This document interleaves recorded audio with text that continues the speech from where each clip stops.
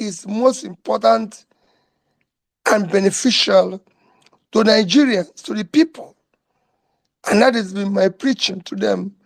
And in our last 2 meetings, I believe it went very well. Even when it is difficult, but it's going on, we're going in the right direction. And I believe it will continue to push.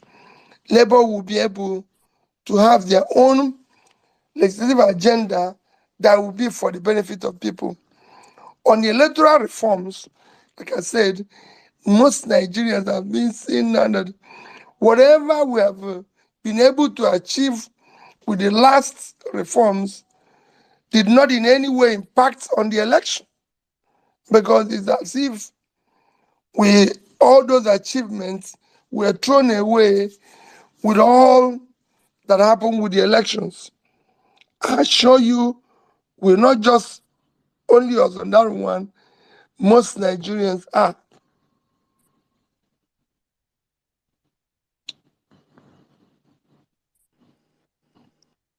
Okay. Thank you very much, Your Excellency, for that very wonderful response. So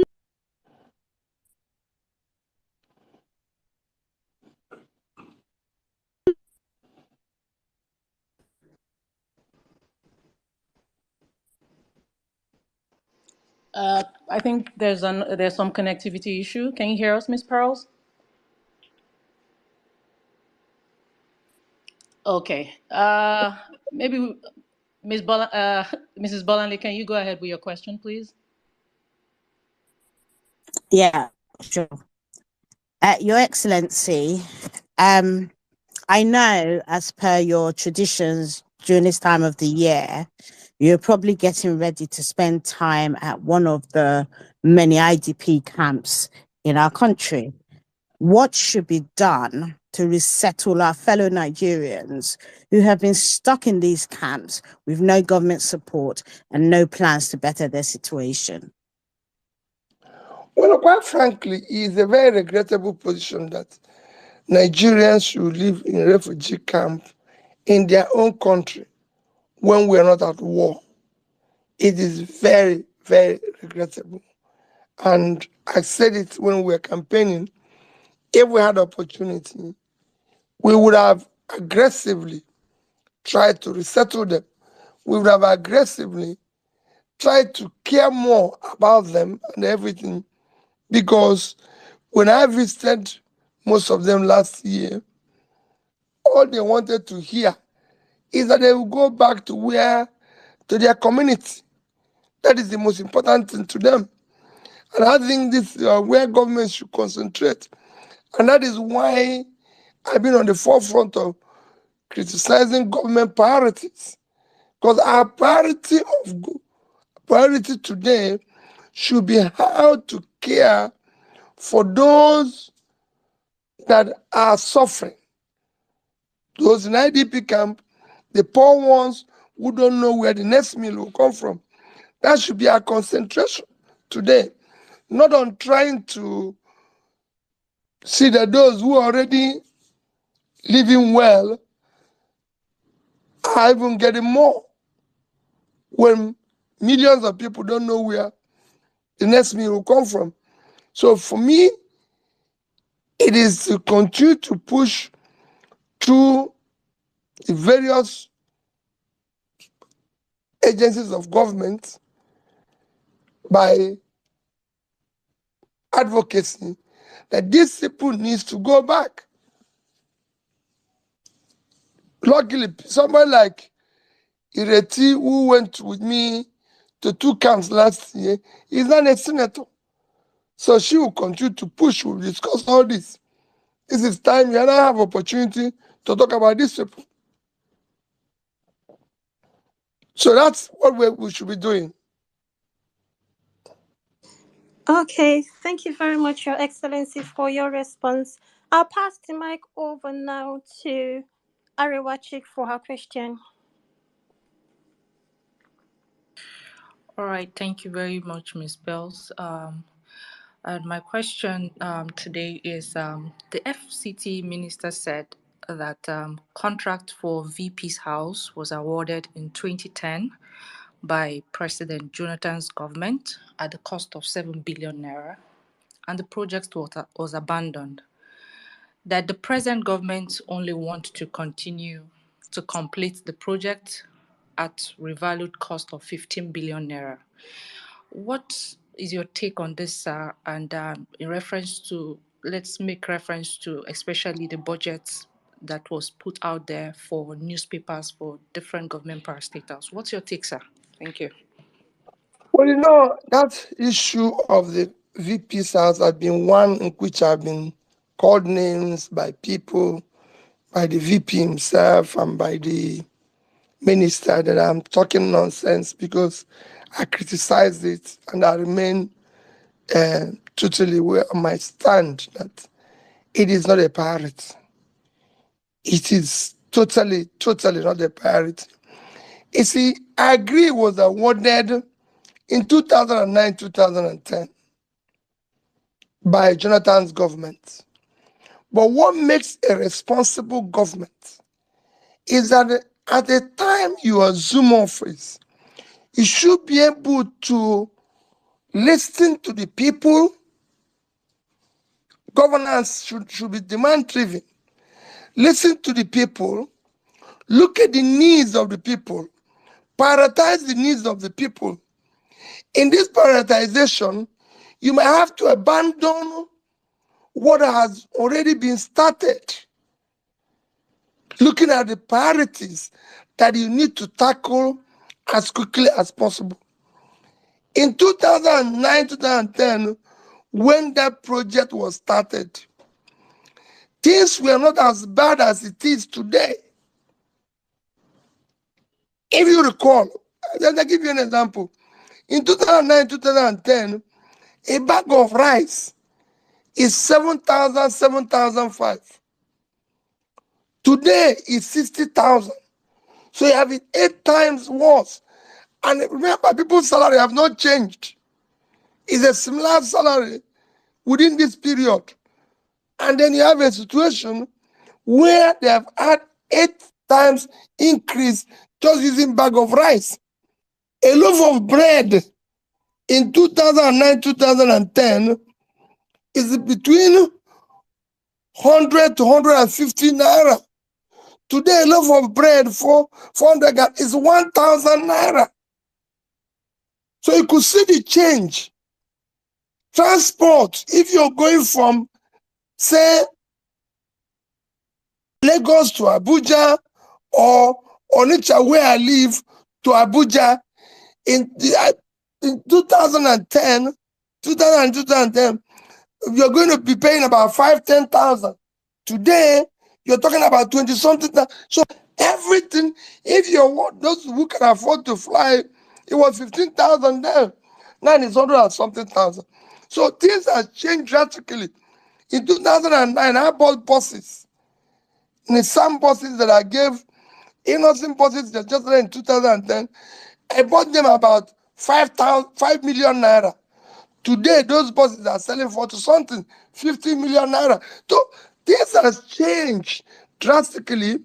We have less than 70 million Nigerians living in poverty in 2009, 2010. Today, Nigerians that live under poverty, World Bank I just reported a few days ago, is 104. Multidimensional poverty have increased to about 140 something. I can go on and on. You can't compare that time and today. Things has gotten worse. There's critical areas. Our inflation have moved from a single digit to now we're almost hitting 30 something because prices of food have gone up drastically. Unemployment in 2009 was about between 10-12%. Today, you have unemployment hitting almost 40. You can see the situation you find yourself. Our GDP per capita have collapsed. Comparably in 2009, 2010, we We are at par with countries like Vietnam, even Indonesia, Bangladesh was below us, Philippines. But today they've also passed us. Things has gotten worse. So you have to look at your priority, reorganize your priority.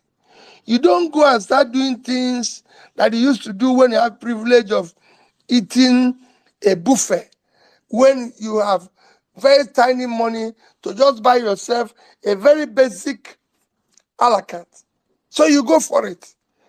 We cannot be talking about building a new house now for somebody who already have a house or renovating a house, like it's in various budgets where we're renovating houses, not even in Abuja, in Lagos, in this and that and that. You don't need that. If a president or vice president of Nigeria visits Enugu, Lagos, anywhere, for God's sake, if there's no place for him, he will stay in a hotel. When President Obama travels President Biden travels from Washington to New York, he stays in a hotel. If he travels to Washington, to LA, Los Angeles, he stays in a hotel. If he goes to Atlanta, he stays in a hotel. We must not have building everywhere. After how many times do they go there? So if they go there, if they don't see any place to stay, they stay in a hotel for a few days. All these billions we have now should be invested in critical areas of development, which is number one, health. Number two, education. Number three, pulling people out of poverty. Imagine what 15 billion naira can do to improve our primary health care. Imagine what 15 billion naira can do if you give it to National Hospital to invest in their equipment. Imagine what you would do if you share it to major teaching hospitals of Zaria, Ibadan, Enugu, all. So there's so many things we can use it to do that is important now. Imagine what it can do in our area of education, basic education. Imagine what you can do if you decide to use it to pull people out of poverty by investing it in SMEs. There's so much you can achieve with that. And that is why I said, no, not now. We don't need it now. We can use it for something else that will go a long way in helping the nation. That is my understand by it. You should reprioritize it. I have been in that situation. When I became governor of Anambra State, go ask anybody. We have a big, I think Governor Soludo is trying to complete it now. We have a major project which is supposed to be governor's lodge, government office, everything. When they brought it to me, I said, listen, we can't embark on this for now. We have critical things to do. I recall telling somebody, because within 1 month I became governor, Nigerian Legal Council shut down our faculty of law in our state university. And I recall telling somebody, look at it now, our faculty of law is shut down, and you're talking about going to continue building that lodge.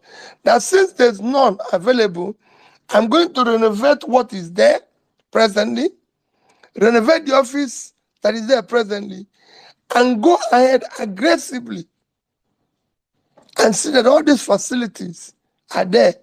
I built that faculty of law, which again will require improvements as time goes on. I built it under 1 year just to make sure that those students were not thrown out of school. And there's so many other things that was happening then that we needed to do. We needed to do some critical things, including opening up rural areas so farmers can sell their goods at a better price and everything. than going to talk about accommodation, renovation, and buying vehicles. So that's what my criticism. And there's so many other items like that in the budget, which, like I said, I'm taking the budget one after the other.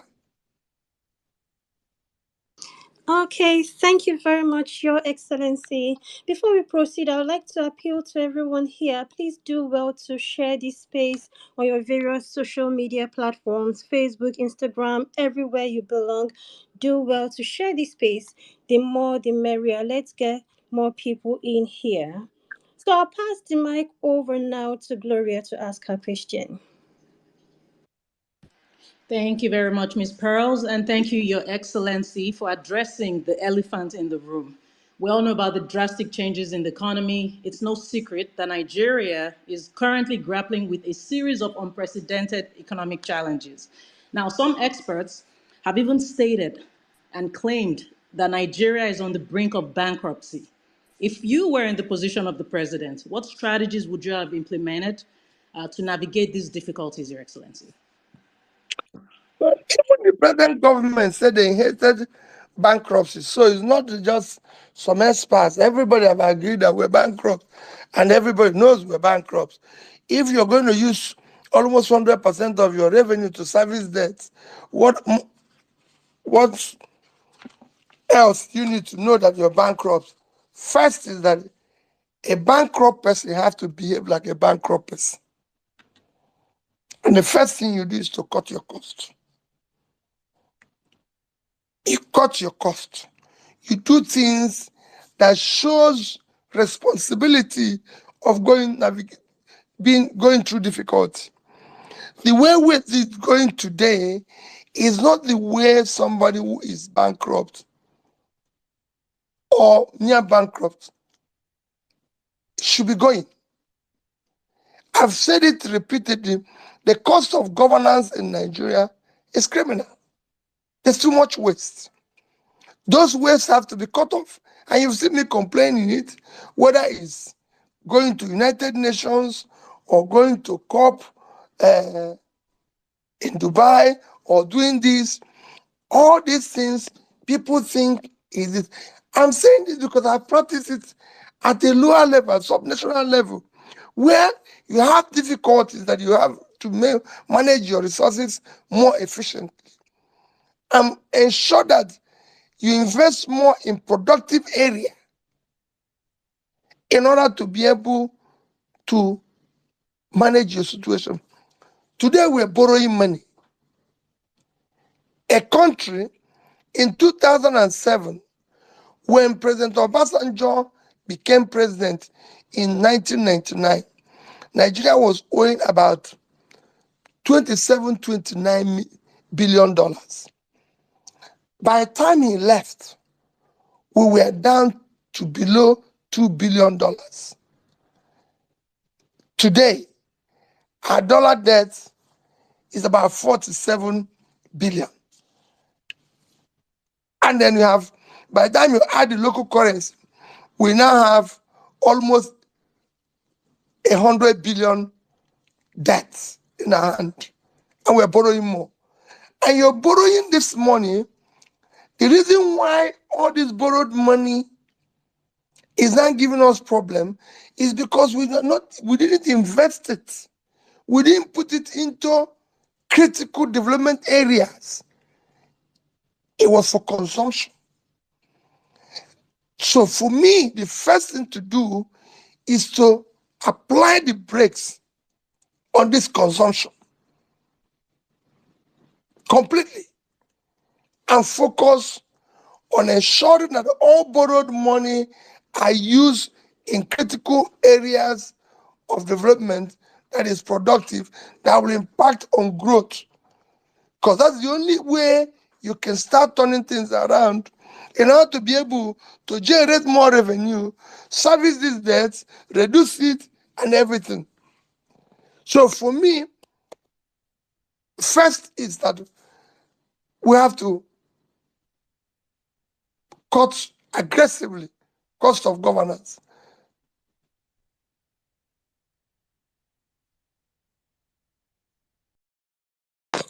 Okay, thank you very much, Your Excellency. Gloria, can we have one more question from the timeline?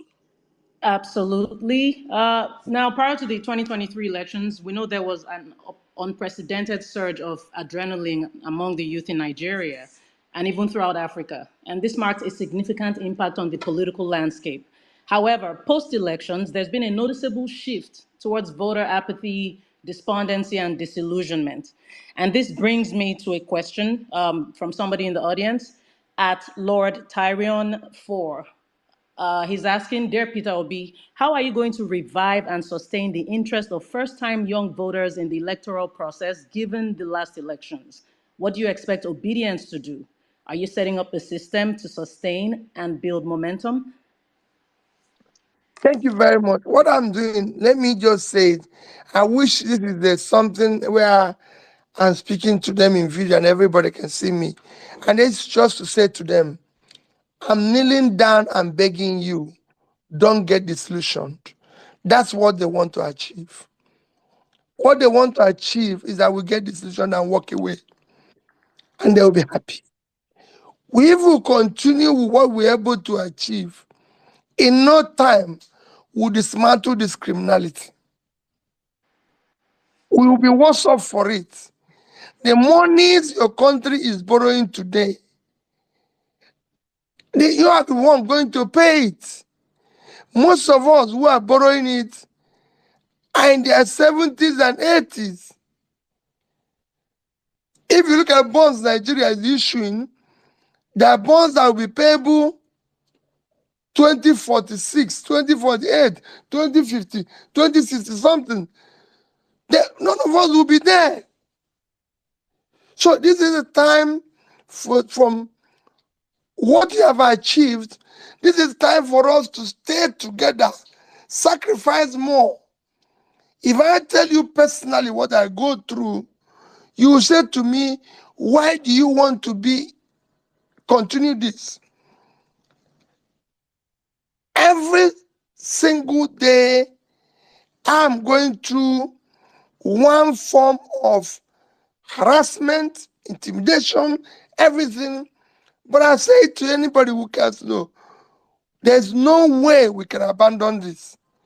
We must, for the sake of you, the young ones, for the sake of our children, for the sake of humanity, please, I'm kneeling and I'm begging you, we will stay together until we dismantle this criminality.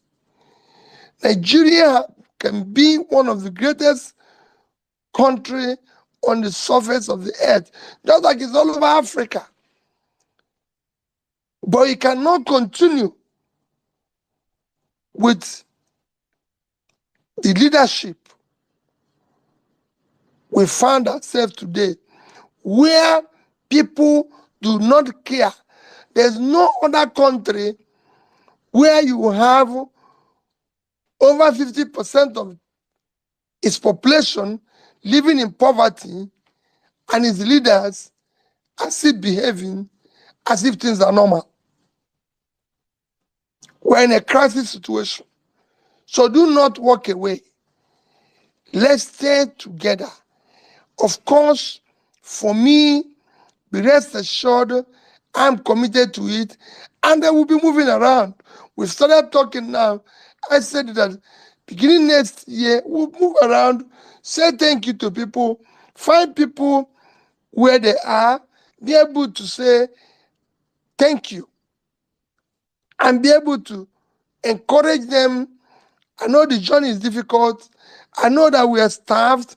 I know that we're everything, but please, let's continue. Thank you very much, Your Thank you Excellency. very much, Your Excellency. So, guys, before we proceed, I would like to make an appeal again. Please and please and please, we have almost 7,000 people here, over 6,000 people actually. Please do well to retweet this space. Retweet this space right now. Let's get more people in here. Retweet, retweet, and retweet this space and share the link to other social media platforms you belong. Thank you, guys. Please retweet the space. Your Excellency, thank you very much for all your wonderful response to the questions. My next question has to do with labor. So how do you intend to reform Labour Party? Because right now it just feels like Labour is like every other political party. So people feel like the old order needs to be dismantled and a reform needs to take place. So how do you intend to do this? Thank you. Well, let me tell you on issue of labor. Labor Party is I'm not directly in control or running Labor Party. I'm just a member of Labor Party like every other person is. Like every other person is. Like every other person is. I'm just a member of Labor Party. I'm not. I'm not running Labor. I'm not the chairman. I'm not a member of a national working committee. So I don't even have a vote within Labour Party. I've seen people who said, I've seen people who said Labour Party that if Peter Obi cannot manage Labour Party, how can he manage Nigeria? And I said to them, I'm not in charge of Labour Party. I'm not the chairman of Labour Party. I'm just a member. It has nothing to do with issue of my office. If I'm the president of Nigeria or governor, or like when I became governor, I was in charge. I was able to say, these are my commissioners, these are the things that I want to do. And I went on and did them. In Labour Party, I don't have that type of powers. Everything that happens in Labour Party is done by the managers of Labour, which includes the chairman and his team. But let me tell you, and I'm appealing to people, Labour Party is not our problem. I have passed through party. When I joined APGA, when I was governor, nobody knew anything about APGA. It was just a small party. When we were in court, we had a problem. People were saying the same thing. If P2B cannot deal with APGA, how can he manage, if he cannot unite people in APGA who are quarreling, if he cannot solve it, how is he going to govern Anambra State? When I became governor, it was a totally different show. APGA was not the problem. It became Peter Obi managing. For example, if today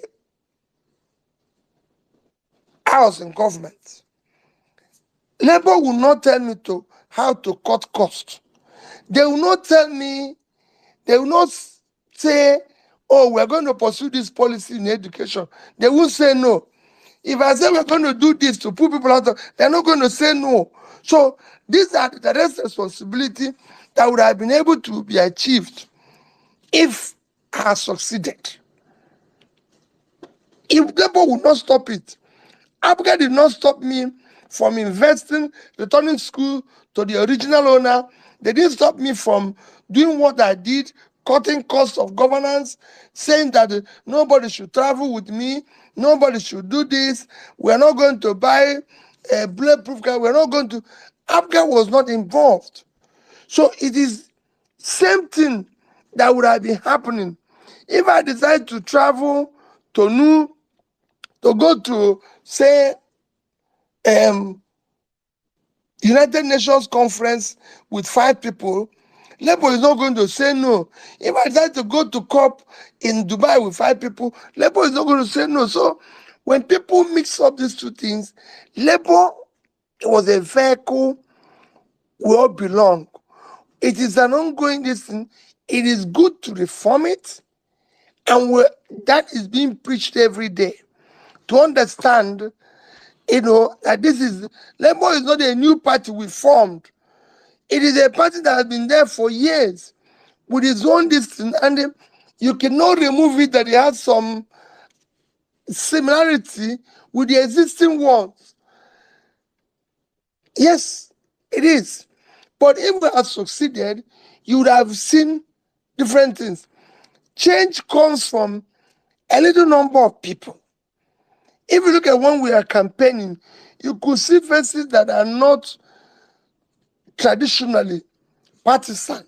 The likes of Atedo side, the likes of Pastor Tommy, Aisha Yusuf, all these people. So it was like bringing people who have like minds and saying, if we succeed, we would have been reforming the country, reforming labor, reforming everything.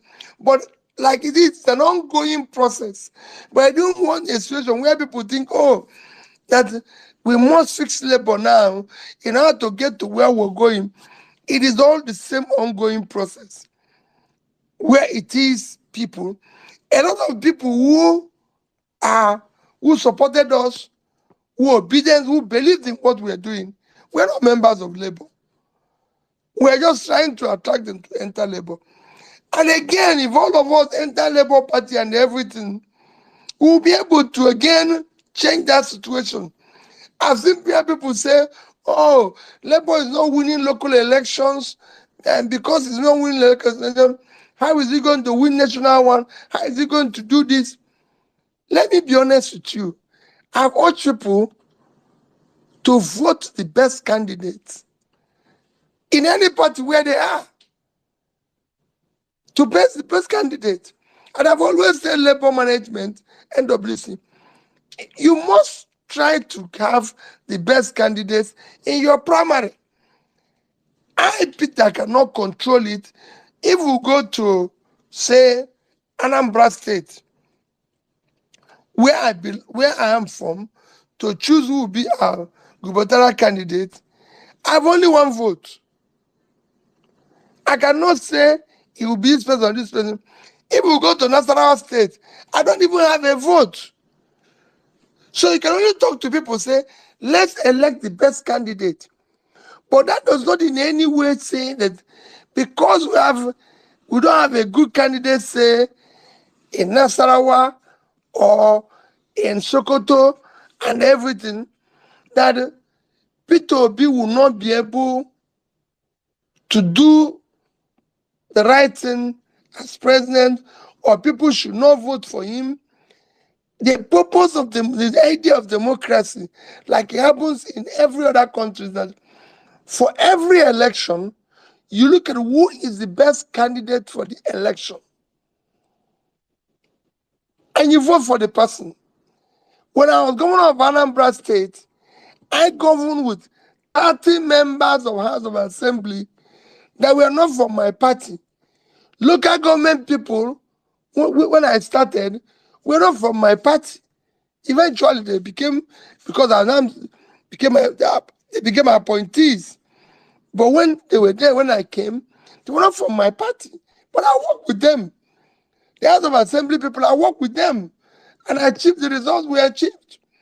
And the same thing, if I have 36 governors today who are not from Labour, and I'm the president, I can tell you, I won't even notice them.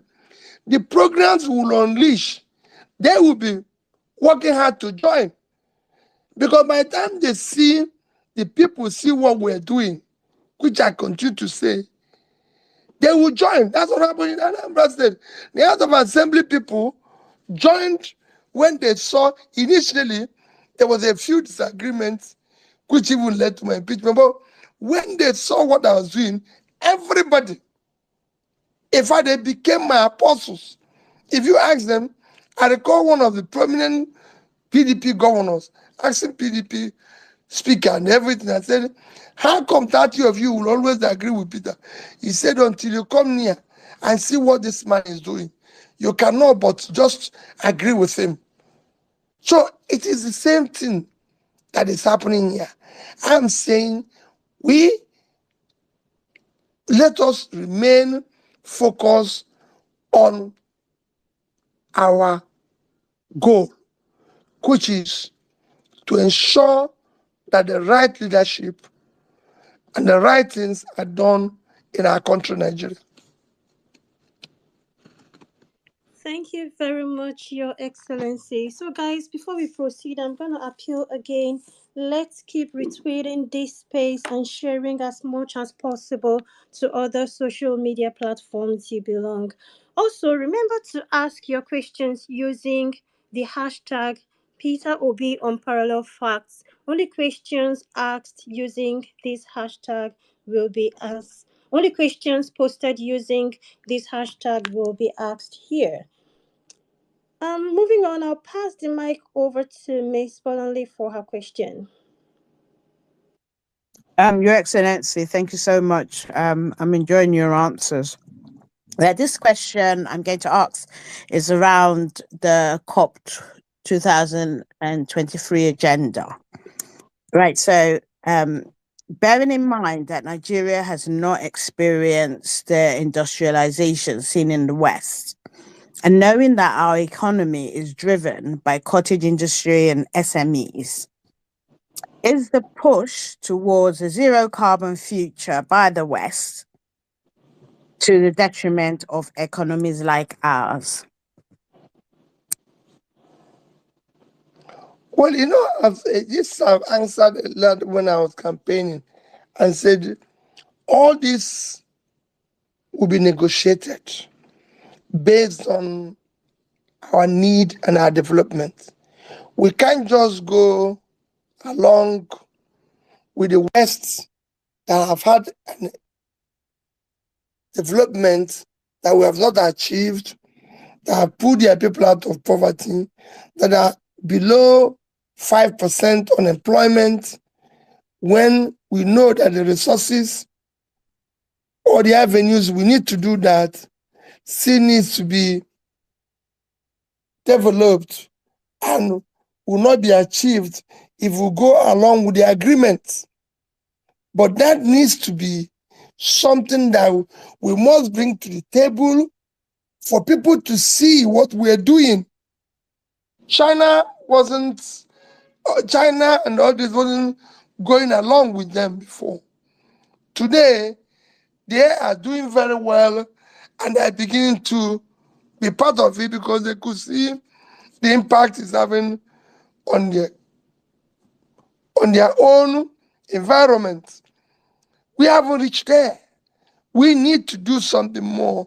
So for me, I will not, it would be something we need to be negotiating as we go along to be able to suit us, to be able to fight and improve our situation, which is non-critical.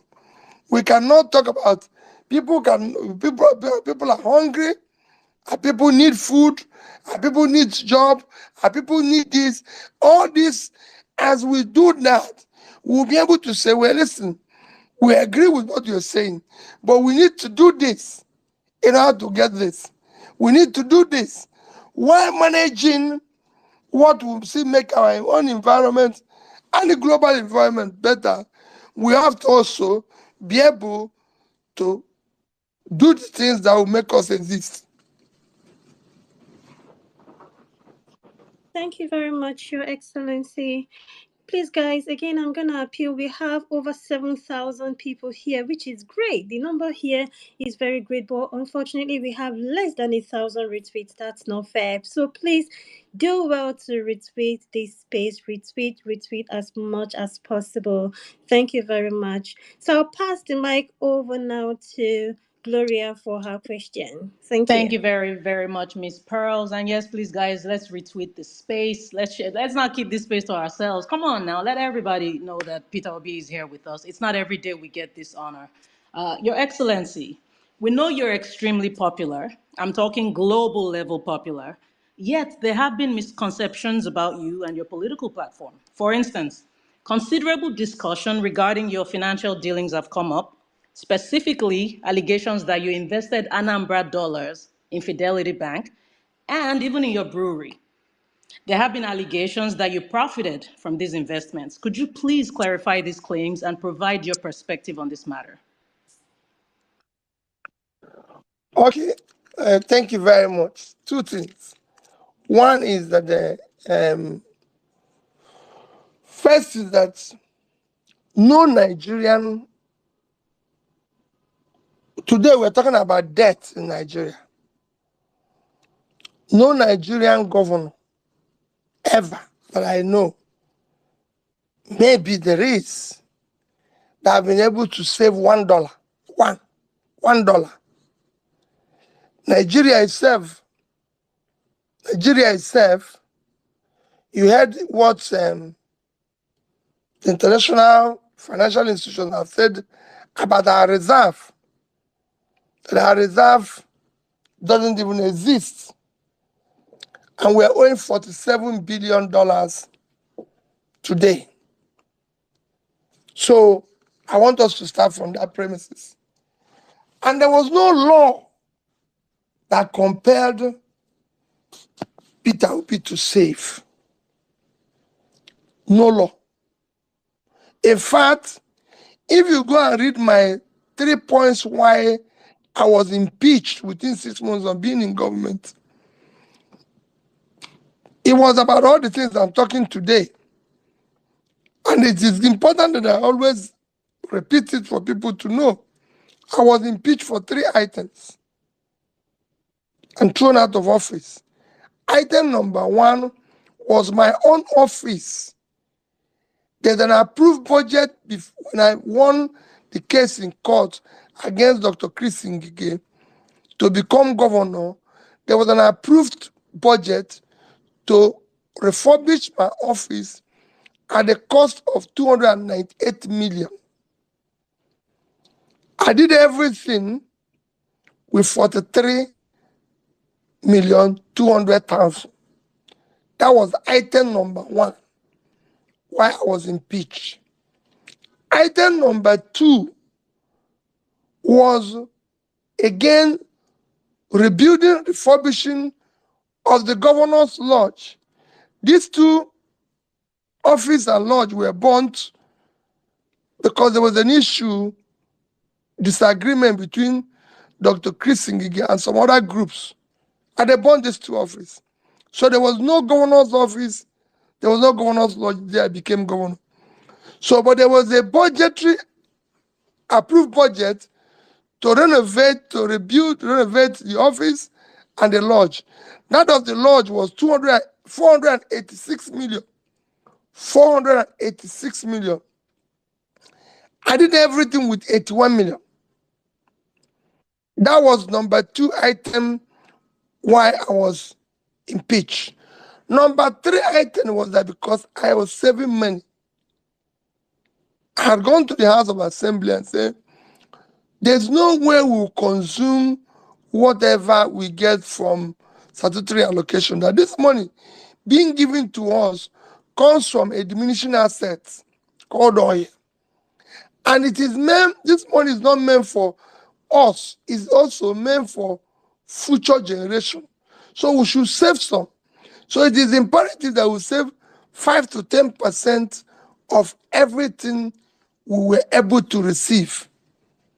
And I can say that the day I left office, all money that I received, state, local government, and everything, was about 600, about between 550, 600 billion naira. And that I was able to save between 10 to 15% of this the day I left office. And as at that day, I was not owing salary, pension, gratuity, any contract that had been executed, any supply that had been delivered. I was not owing any. Nothing. In salary, I have 2 months' salary kept for the incoming governor. I decided to invest Anambra State money, this saving, in 3 areas: Naira, cash, dollar, and investment. So if you see where I said I left 75 billion naira, which was the equivalent of $500 million then, you see there's a 25 billion naira, there's $150 million, because as at that time, dollar was about 150, and there's 25 billion invested in different assets. For the naira component, which was where your question is, for the dollar component, which was where your question is, in the dollar component, we bought bonds. The bonds are specified with interest. For example, there wasn't, all of them was not invested in Fidelity Bank. And by the way, I do not own Fidelity Bank. Fidelity Bank is owned by, they have a total of 500 and something thousand shareholders. Because I passed through Fidelity Bank, owned their shares and was chairman, everybody said, it's your bank. No individual owns bank. So other people are involved. No bank in Nigeria that I know, maybe I'm wrong, that one single individual own more than 20%. Maybe there is. So I do not own Fidelity Bank. But that is by the way, that's a story for another day. I did not invest this money, $150 million in Fidelity Bank. Access Bank of Nigeria,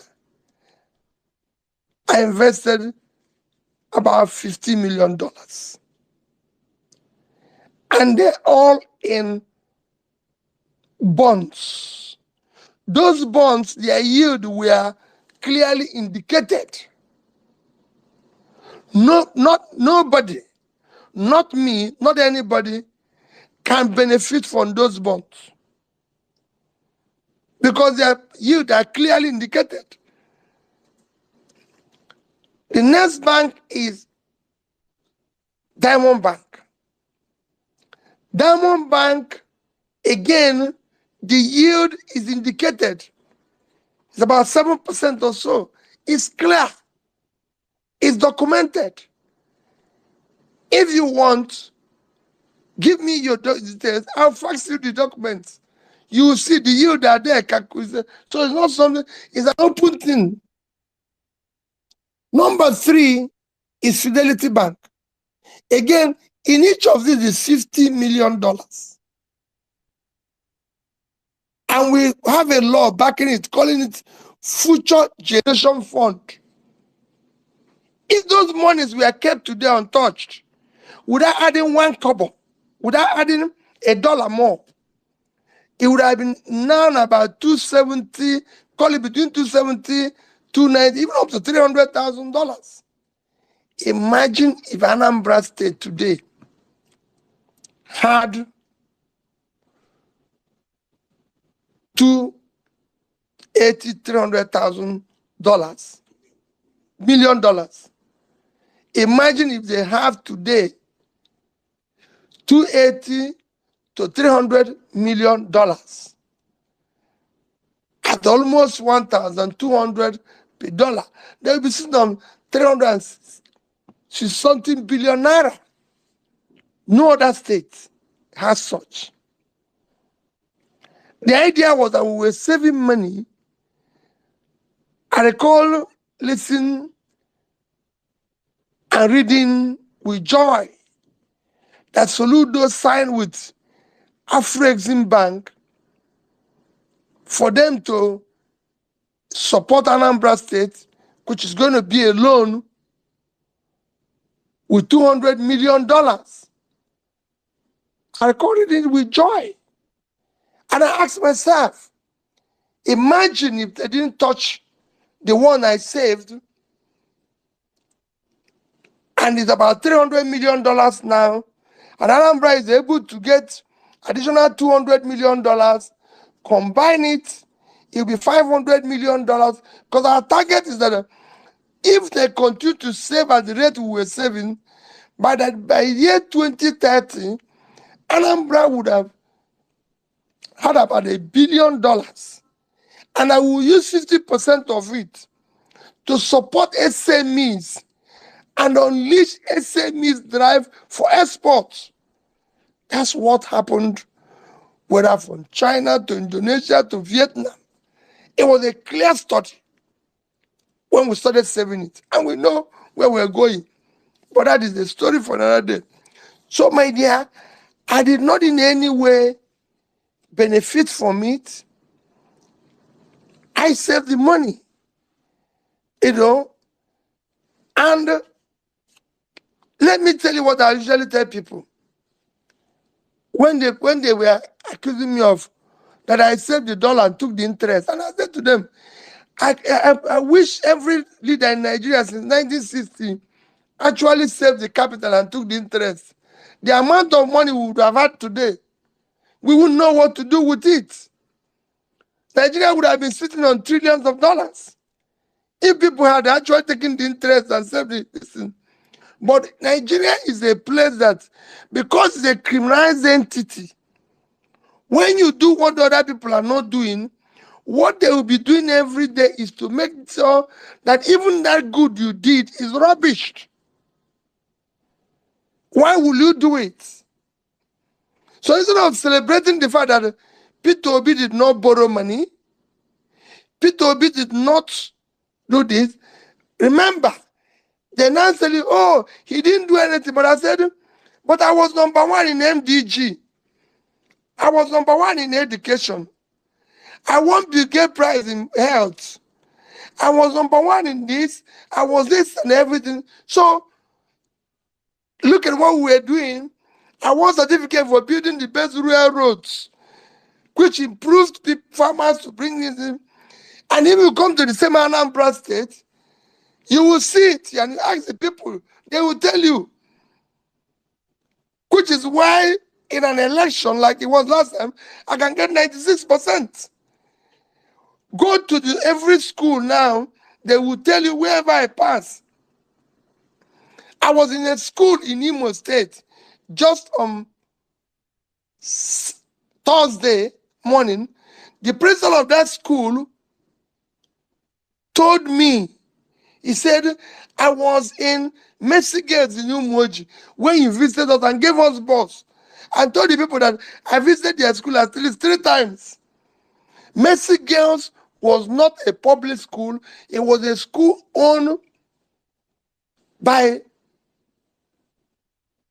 the Reverend Sisters. Yes, he said I visited 3 times and gave them bus and computer. That's what I was doing in every school. But they will tell you, oh, Peter Obi did this. Oh, Peter Obi. But that money that I saved is there. Who else did so? Nobody.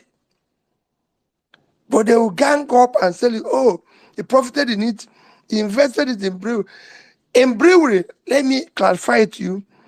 The brewery today is owned by the biggest, the world biggest brewer. They own about 90-something% of the brewery.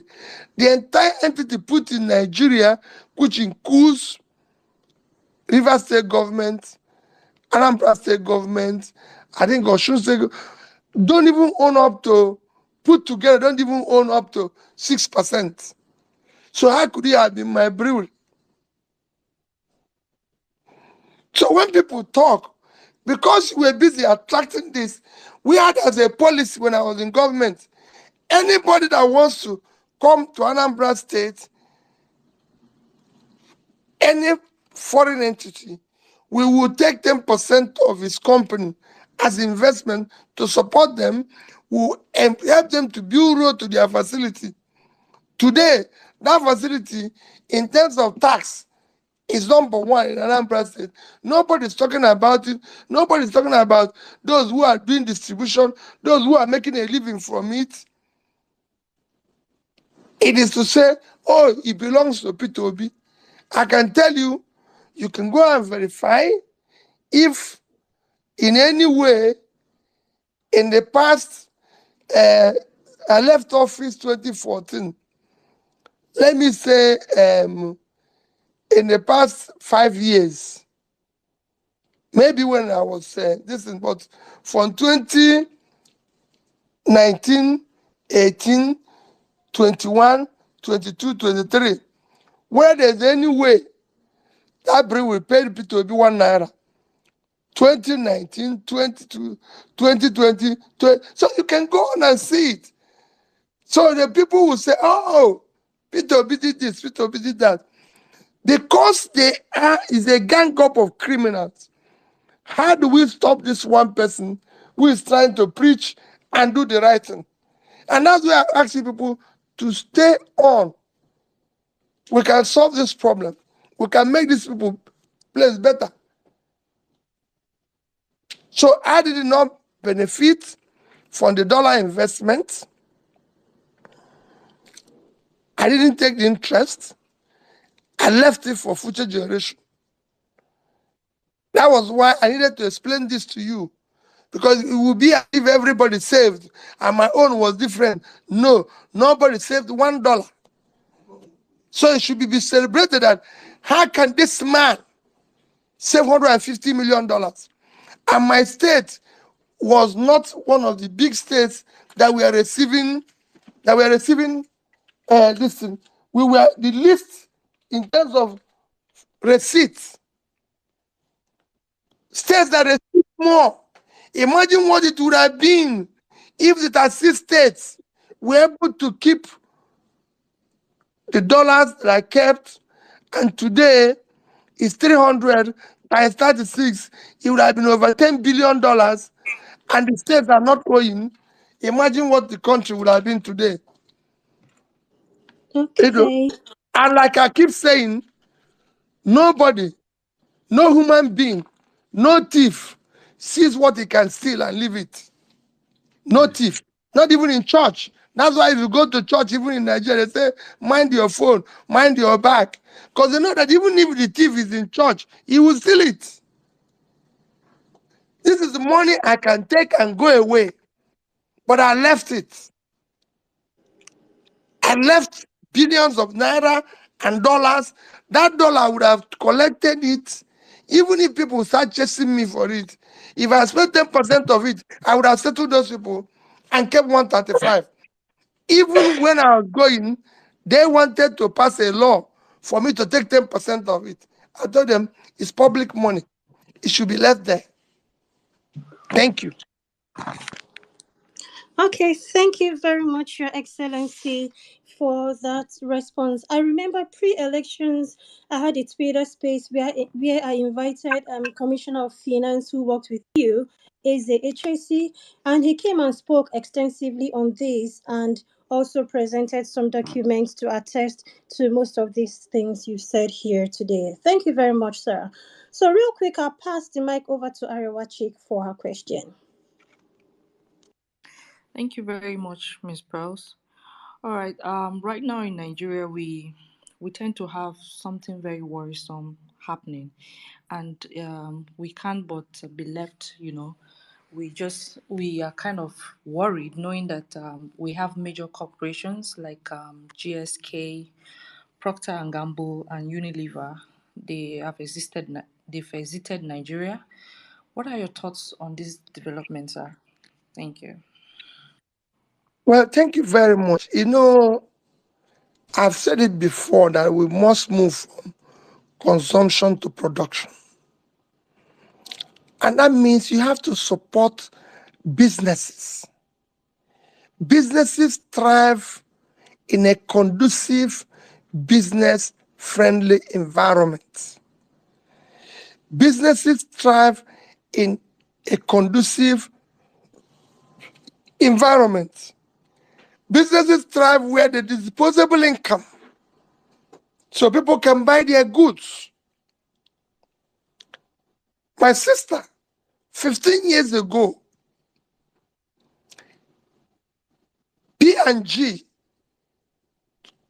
in their global body, took Nigeria as a country of strategic importance and built a world-class distribution facility in Abara. And for them to abandon it today takes a lot, because things have collapsed. When I answered about who was the person I was comparing 2009 till date, it was very simple. In 2009, 2008, when they took this, they saw a country that was growing at 6-7%. They saw a country where things were getting stronger and better.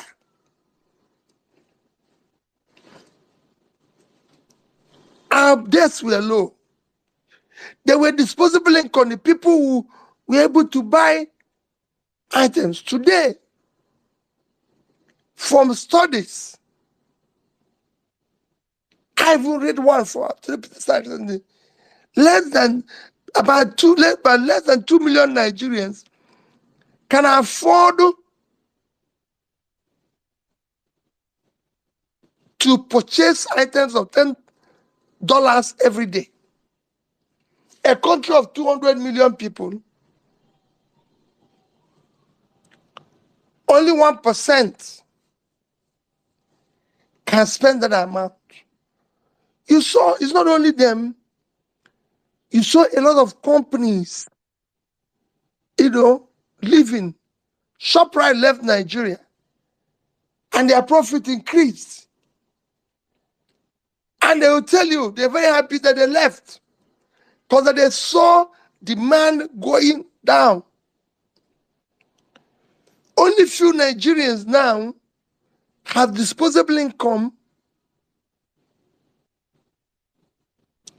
to be able to buy anything, because there's no living wage, there's no productivity, that is creating more labor so more people can have. So all this is what we need to look at. How do we start turning around the economy by making it more productive? You have to invest in security aggressively to be able to drive away hoodlums and bring back your farmers who will help to tackle food inflation, create more jobs. You need to support manufacturing activities by having policies that favor them and everything. You need to support export aggressively to be able to get more foreign exchange, stabilize your currency, have enough currency to be able to get manufacturers to get inputs, support the local manufacturers of inputs.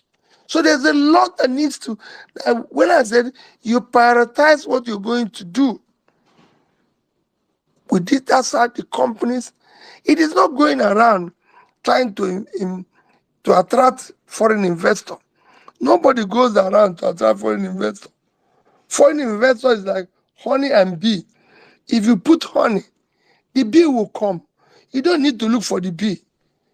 The bee is looking for where there's honey. That's how foreign investor work. If you start doing the right things, in those days they were coming, nobody was looking for them. They were coming. And they did not get them from where? From seminars. Seminars is good. But most importantly, is to be able to show foreign investors stay where there's rule of law. Is your biggest intangible asset. They don't stay where there's no rule of law. They don't stay where things are done rascally. They follow rule of law. It's an intangible asset that is driving those Western world you think people are going to. Those places people are going to. Where there's respect where there's law and order, where there's security. If you look at what is happening in our country today, from elections to the law courts to everything, everything is rascally. And nobody stays when he sees things in such circumstance or environment, because you don't know how it is going to affect you. That is what you're seeing. And it will continue. Even local companies are collapsing.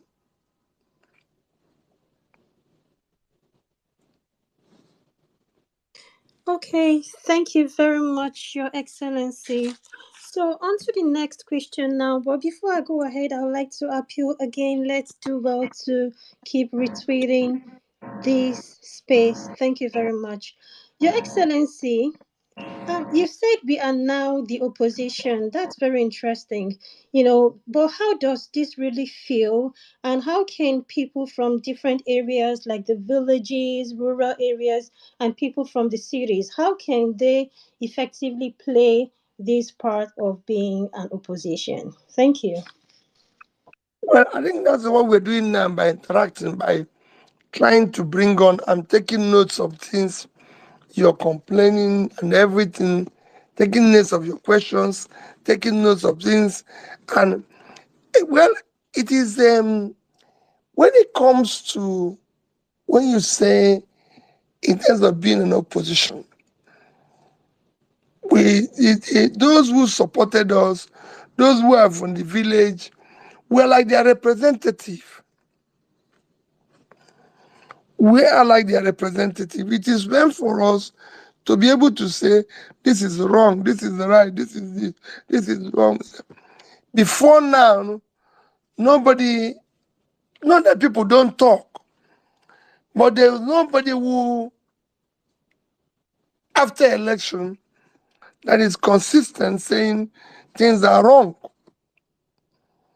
We should do this right. And that is why it is difficult. You will see that more and more people will probably say, oh, well, we can't continue with this struggle, because for them, it does not get them to anywhere where they have to do this. Our politics have been transactional. So by now, P2B would have been settled, and he would start saying, well, let's wait till next 4 years, and then start singing, even join them in going to COP in Dubai and saying everything is going well, they're doing the right things, the VP needs a house in Abuja. That's how it happens. There's never been a situation where people say, well, listen, we are going to stay in opposition. We are going to do the right things. We're going to ask the right questions. And again, for government, that is why everybody's saying, this man, we must shut him down. We must find out what he's doing. So every day is one harassment or the other. Like I told somebody yesterday, I said, listen, I was talking to somebody yesterday, I said, listen, do not be surprised that in coming weeks or months or anything, they will do anything rascally. They can even kill somebody, or they can even put you in a way where nobody will know where you are. But whatever happens, I'm in it, and I'll remain in it.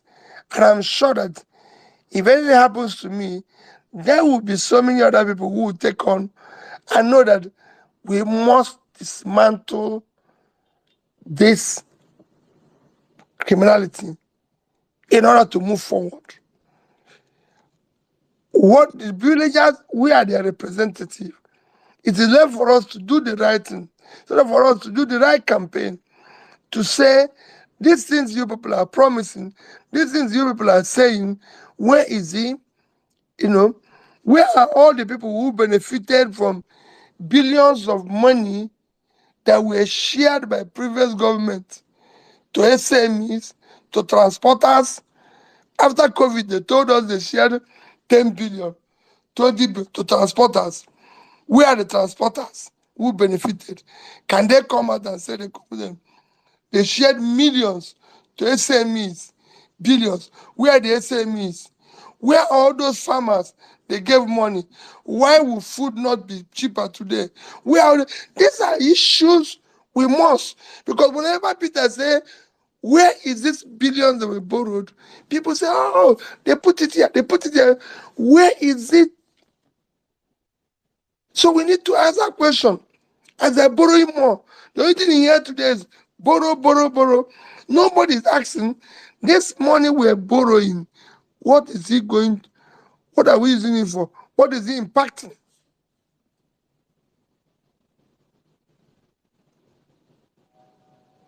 So we are the opposition, and we must do what is right to ensure that we continue. Thank you very much, Your Excellency, for that wonderful response. So, real quick, I'll pass the mic over to Mr.